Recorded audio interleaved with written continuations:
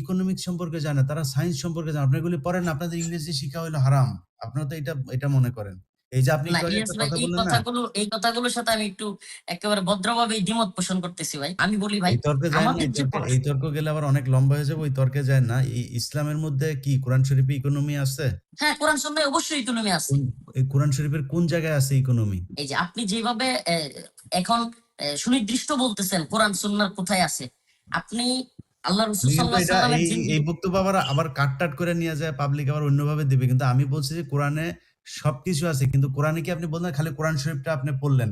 এই কোরআন না, না, শরীফ না, না। আপনাকে বলছে ভাই, এই কোরআন শরীফ আপনাকে বলছে আপনি যান চীনে যান, যায় আপনি আমার কাছে মনে হয় আমরা একটু সাইড ট্র্যাক হয়ে যাচ্ছি। মূল বিষয়টা হলো যে অবশ্যই না, ইলিয়াস ভাই, আমি বলতেছি কোনটা? বলেন নাই। আপনার জ্ঞান রফিক ভাই, আপনি কওমি মাদ্রাসা, আপনি কোরআনের আলাপে গেলাম না। আপনি কওমি মাদ্রাসার কোথায় ইকোনমি পড়েন আপনি? শুনেন আমি বলি। আপনাকে আমি একটু বলি ভাই, আমাদের আলোচনা একটু সাইড ট্র্যাক হয়ে যাচ্ছে। মূল বিষয়টা হলো যে দিন ইসলামের মধ্যে, কোরআনের মধ্যে, সুন্নাহর মধ্যে অবশ্যই সমগ্র মানব জীবনের দুনিয়া এবং আখিরাতের সব বিষয়গুলো আছে, বাট এগুলো সবকিছু সবসময় একদম ডিটেইলড ভেঙে ভেঙে তত্ত্ব বা কাঠামো হিসেবে নাই, অনেক সময় এটা মূলনীতি হিসেবে আছে। এখন যে জায়গাটায় আসলে আমাদের বাস্তবতা হলো যে ইসলামপন্থীদের একটা দুর্বলতা আছে, সেটা হলো যে এই যে মূলনীতিটা, সেটা যে আমরা এখন কিভাবে প্রয়োগ করব, এটা প্রথমত নিজেরা বের করা, দ্বিতীয়ত সমাজের সামনে তুলে ধরা, যাতে সমাজ বুঝতে পারে যে কিভাবে ইসলাম এখন তাদেরকে চালাবে, মানে আজকে যদি ইসলাম আসে তাহলে সেটা কিভাবে চলবে। এটা তুলে ধরার ক্ষেত্রে নিঃসন্দেহে এখানে আমাদের কমতি আছে। এই বিষয়টা আবারও, এটা শুধুমাত্র আমি আবারও বলবো, ওলামায়ে কেরাম আমাদের মাথার তাজ, এটা শুধুমাত্র তাদের না, এটা সামগ্রিকভাবে সবার আর কি। জি, আমাদের এই মাদ্রাসার শিক্ষা ব্যবস্থার ভিতরে আপনি কোরআন আপনি একদম করবেন, মুখস্থ করে ফেলবেন। ওই কোরআনের আমি গ্যারান্টি দিলাম 50% বাংলাদেশের হাফেজ সে কোরআনের মানে জানে না। এটা বিশ্বাস করেন আপনি? তো জানেন না। কিন্তু আমি একটু আসিফ আদনান ভাই এবং ইলিয়াস ভাই একটু বলি। না ভাই, ওই আলোচনা অন্যদিন ভাই। এটা এই আলোচনা না, এই কথাটা বললে বুঝে আসবে ভাই। এই কথাটা বললে আপনার বুঝে আসবে। সেটা হলো তালেবান, কিন্তু আপনি যেটা বলতেছেন, তালেবান যে ক্ষমতায় আছে আফগানিস্তানে, আলহামদুলিল্লাহ তারা কিন্তু দেশ পরিচালনা করতেছে। আপনি ওরা কি বানাইতেছে আপনি জানেন? এটাই তো বলতেছি। তারা আপনি পারবেন? এখন আপনাকে বলি, আপনি চরমনাই আপনার সরকার, আশরাফ গানির যে সরকার, ইলিয়াস ভাই আমি বলি, আরে ভাই আপনি একটা সরকারের পার্ট হবেন। ইসলামিক সরকার হইলে এমন না যে সব হুজুরাই থাকতে হবে। আজকে আশরাফ গানি সরকারের যে সমস্ত লোকেরা ছিল, তারা কি তওবা করে সরকারের অধীনে আসে নাই? তারা কি কাজ করতেছে না? মুসলমান মানে আপনি এখন আওয়ামী লীগের যারা শিক্ষিত আছে, বিএনপির যারা শিক্ষিত আছে, ওদেরকে নিয়ে তারপরে তো আপনার নেতৃত্বে যাবে কেন? আপনার ভাই, আমি যদি দিন প্রতিষ্ঠা করতে চাই মুসলমান হিসেবে, এই তর্ক করলে অনেক লম্বা হবে। সেই তর্কে গেলাম না, অন্য একদিন। এগুলো ইনশাআল্লাহ অন্য একদিন, এগুলো নিয়ে বিশাল বিতর্ক হয়ে যাবে। তো হুজুররা যদি মূল দায়িত্বে থাকে, তখন জেনারেলদের হুজুরদেরকে মানতে সমস্যা কি? তো হুজুরদের মধ্যে থেকে আপনি কিছুই পারেন না, আপনি খালি মিলাদ পড়াইতে পারেন। আপনার নেতৃত্বে আমি যাব কেন? না, কোরআন আপনাকে বলছে, কোরআনের মধ্যে শুনেন, কোরআনের মধ্যে বিজ্ঞান আছে, সব আছে। আপনি কোরআন বাংলা পড়েন না, আপনি এটার অর্থ জানেন না, তো আপনার পিছনে আমি যাব? আপনি নিজেই তো জানেন না, আপনি একটা অজ্ঞ লোক। আপনার আমি কেন আপনার পিছনে যাব? মানে আপনি পারেন না, কিন্তু আপনার আমি নেতা মানা থাকবো। আপনার নেতা মানুষ কোথায় জানেন?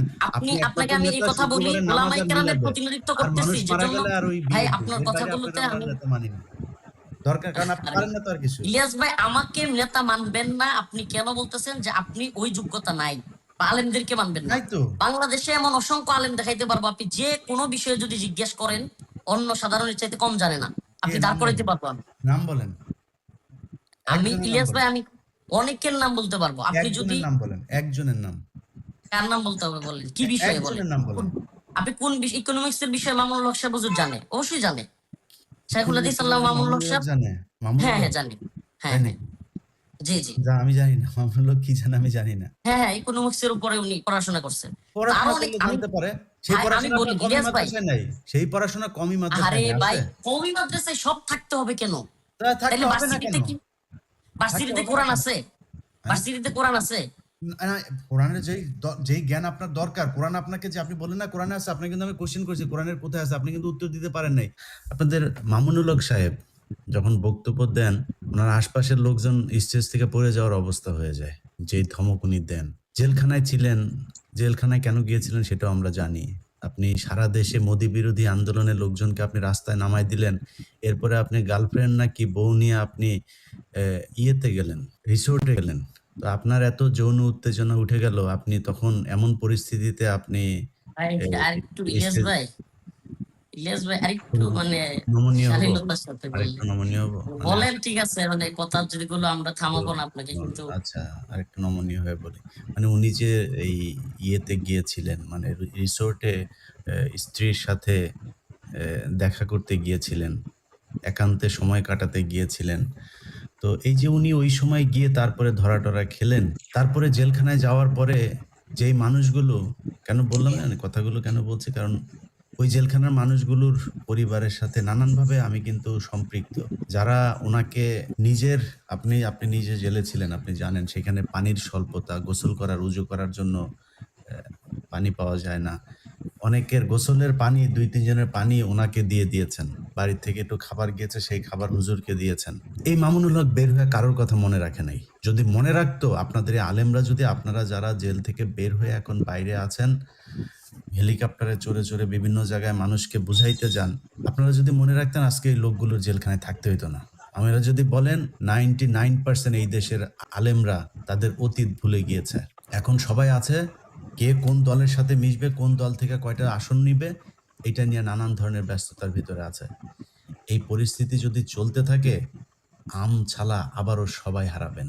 এই দেশে জুমার খুতবা দিতে পারেন নাই। একটু মনে রাইখেন।